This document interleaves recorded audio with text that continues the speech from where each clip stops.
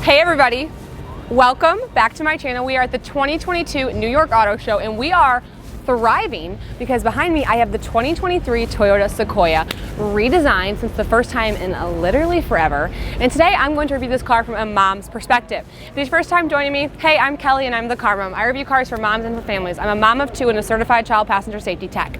So, there's been a lot of buzz around this thing, but what I want to know is what's the third row like? What's the car seat setup like? What's the third row access with the car seat like? And those are all the questions we're going to answer. Okay, so let's talk about the front end because she is beefed up. The old body style Sequoia, which is a little rounded, a little like bumpy, not quite as fresh. This one is beefed up. She's muscular and she could be like the new hot mom car. That's what we're gonna find out. The hood lines are super aggressive, a huge grille. I mean, from the front, if you compare this and the Tundra, like they're basically twinsies, which is kind of what I like. I like a beefed up car. If we take a look at her side profile, I mean, we start with these beautiful boomerang type headlights. Those look great. And then just some really intense body lines that look awesome. I'm obsessed with the wheels on this one. I love the two-tone and they have a lot going on, but they're also still pretty simple. Loving the black elements against the red. This is the Capstone edition, so you know, top notch. Some chrome detailing on the handles, chrome right there, and some chrome roof rails. This is so helpful that it spins for me. Coming around to the back end, I was freaking made to be a car model person. Coming around to the back end, we start with our wraparound taillights right here, and then we come into our Sequoia. So we have the Sequoia badging right here, the blue Toyota logo to symbolize that she does have a hybrid powertrain. Heyo, that's exciting. So overall, I think the exterior is great, but what we're really here to find out is how is this car seat set up? How are the cup holders and how are the cubby spaces? Let's look inside. Okay, here's a shot of me in the driver's seat of the 2023 Toyota Sequoia. Unfortunately, we cannot turn it on, but that's okay. We're gonna do with what we can. Let's start by talking about the seats. I mean, this two-tone in this Capstone edition is chef's kiss darling. The black, the white, I think it looks great. The only thing I would have liked to seen is maybe a little bit more contrast stitching or some piping on either one to like kind of mix it up, because it does, I like the contrast, but it does feel a little random. If we move on to the rest of the interior designs though, like I'm loving the wood trim against this two-tone. I think that really ties it in nicely. And then we move into a giant screen. I mean, the screen is huge. Honestly, not sure how I feel about it. Granted, I can't see it on, but it feels very much like an iPad, and I think I would prefer a little bit more of an integration kind of into the vehicle than a plop. We do have a little cubby right here with a 12 volt, which is kind of fun. I was happy to see that they pulled all the climate control out of the display, so we have our heated seats, our ventilated seats, and all of like our main climate controls and our volume button pulled out, which is great. Wireless charger right there, auto hold and a parking brake.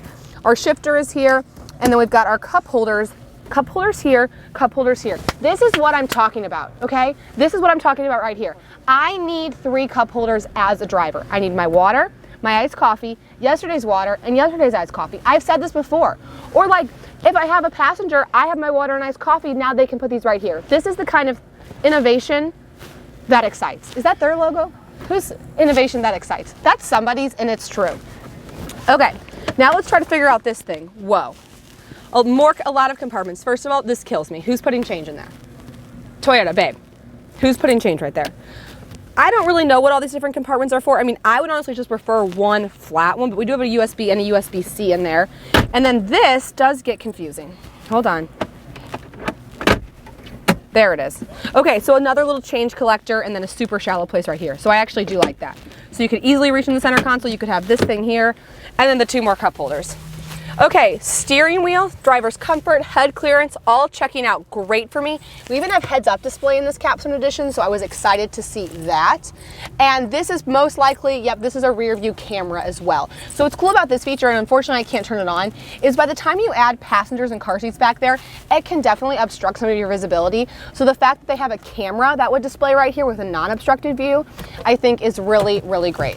I feel honestly very comfortable. Like this very much feels like a full-size SUV, where I feel like some other ones in its class, like if I'm thinking about the LX600 specifically, a little smaller. To me, that feels so tiny. This feels like a Ford Expedition. This feels like a Yukon. This feels like a full-size SUV from up here.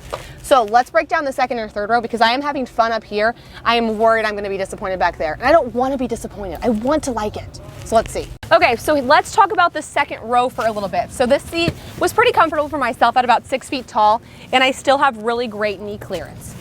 We have built-in sunshades, which is awesome, ceiling vents here, and vents on the back of the center console. So that means ventilation at its finest. Our own climate control rack back here on the Capstone edition. We have heated seats and ventilated seats in the second row. You know what we love to see? That. Okay, car seat setup back here on the second row. Pretty basic. 2 sets of lower anchors on either outboard seat, and then tether anchors in both of these seats. I have not seen the bench seat up at the Sequoia, so I do not know what the bench brings. Would love to find out. I will work on that. Right here we've got cup holders and like another little change thing right here. If I'm being transparent, like this isn't my favorite. This isn't my favorite because I feel like it kind of obstructs going to the third row. What I would love to see, brands, if anyone's listening, is let's just make an amazing door cup holder right here. Like I would love 2 door cup holders instead of having this on the ground right here. Okay, so second row, feeling good. The seats are wide, the seats are comfortable. I think you'd have plenty of room for a rear facing car seat.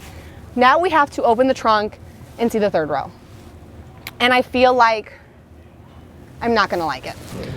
Third row access, my least favorite. My least favorite. The drama. The drama. I would love a car seat tilt, Toyota, but unfortunately we don't have that. Okay, running into some issues because this is like a pre-production model, so like the battery's off, the trunk doesn't open, I can't get the seats up.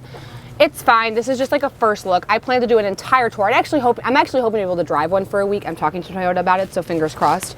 Okay, but I want to talk about the third row because this is not it. Look at this. 1 lower anchor. I looked down here. I don't have the owner's manual. They don't have the owner's manual. I don't think that there's any sort of hidden tether anchors. I think the only one is in fact right here. And here's why this is an issue. 1, that means there's only 3 positions for forward-facing car seats, right? Because you need a tether anchor for a forward-facing car seat. 2, they decided to put it in the middle, which is going to be horrible for the visibility, which we did talk about the rear view camera, so I guess that's okay. But like to only have 1 right here is really disappointing. I would so much rather them be on one of the outboard seats because I also unfortunately can't, I literally can't even open it, so I don't even know. But I would imagine that depending on what kind of forward-facing car seat you have here, the middle seat, especially in the third row, is always going to be the most narrow. So I would imagine it's going to definitely go into one of the 2 seats. So not only are you like having to put in the middle seat, but then you're completely losing one of the outboard seats as well. So I am disappointed to see that, and I wish I could open it. So like I said, this is a first look. I will do more when I can. But loving it, hating it. So I think it just depends on the age of kids, the car seats that you have, things like that. The amenities back here are actually pretty good. We do have sunshades, which was pretty impressive for a third row. We have ceiling vents, and we have the door cup holders, which I want here so we can get rid of this thing. So overall, it's good. I mean, I'm actually pretty excited about the car. It's a little clunky, like they are. But overall, I think the upgrades are great. I think the car looks good. I just think it's kind of lacking on some of the functionality from a car seat setup. So thank you guys so much for watching. Make sure you leave a comment below and let me know which other cars you want me to tour. Subscribe to my channel, and I will see y'all next time.